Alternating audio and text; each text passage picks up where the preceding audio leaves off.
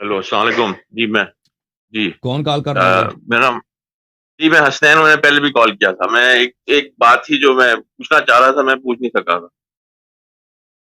جی آواز آ رہی ہے؟ جی آواز آ جی رہی ہے. جی جی سوال یہ ہے کہ سورہ عادیات, میں نے بہت ساری دیوبندی اور اہل حدیث سے بات کی تو وہ کہتے ہیں سورہ عادیات میں ایک سے زیادہ گھوڑوں کا ذکر ہے. اگر مولا علی علیہ السلام کا گھوڑا ہوتا تو ایک گھوڑے کا ذکر ہوتا, مگر وہاں پہ جو ذکر ہے وہ زیادہ ملٹیپل گھوڑے ہیں. تو ایک تو یہ سوال ہے. تو ایک دوسرا جو ہے کافی ہے میرا کہ ایک سوال ہی یہ. کافی ہے بھائی، ایک ہی کافی ہے. چلے ایک ہی کافی. چلے تھینک ٹھیک.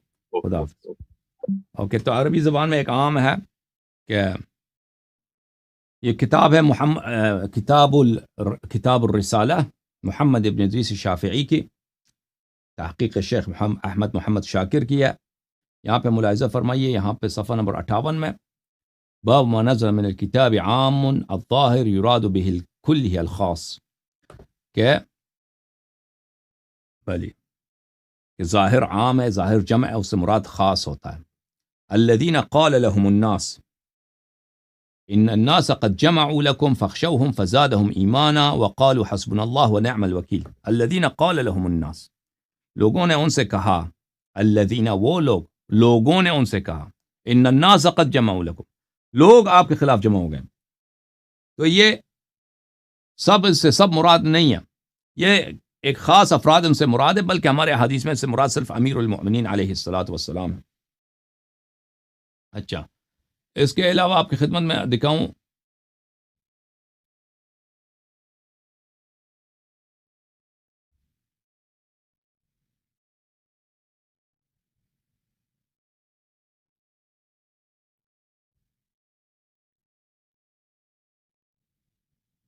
یہ کتاب ہے البرہان فی علوم القرآن، چھاپ مکتبۃ التراث، جلد نمبر